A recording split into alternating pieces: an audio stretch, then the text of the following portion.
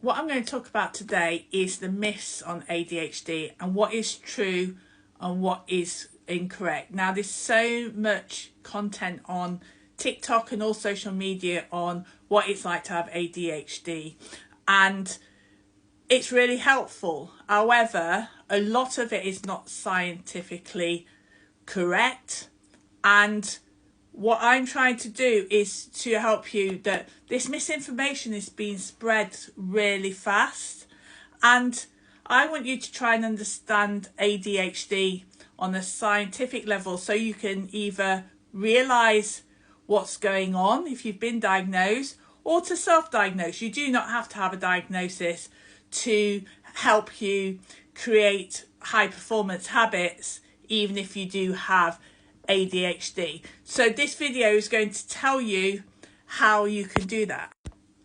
Now, what really matters is that you get to know your own brain, and some of this misinformation might think that you're not ADHD enough, or that you have it or you don't have it, and thinking that you have to have certain symptoms in order to do that, and getting that wrong advice on how to manage ADHD, because everybody is unique, and what works for one person will not work for another.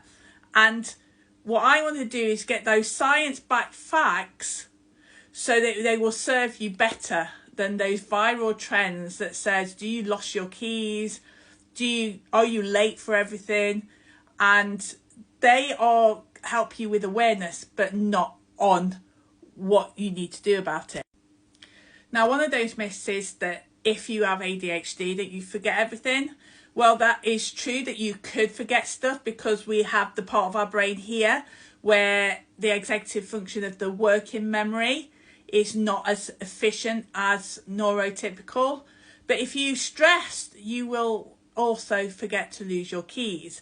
Another thing is that you can't focus. ADHD isn't a focus problem, it's an inconsistency problem. And it's about recognizing that you have to go where all the energy is. You can focus, you can hyper focus, or you can't focus. We need to channel it so that you are on it when you want to. And also, if you relate to those TikToks, doesn't mean you have ADHD. It could do or it couldn't. And that awareness is great, but you need to know what to do about it. So if you are looking for these hacks and you want to know what it does to your brain, then come here and I'll start teaching you about the real science behind ADHD, so you can finally work with your brain rather than against it.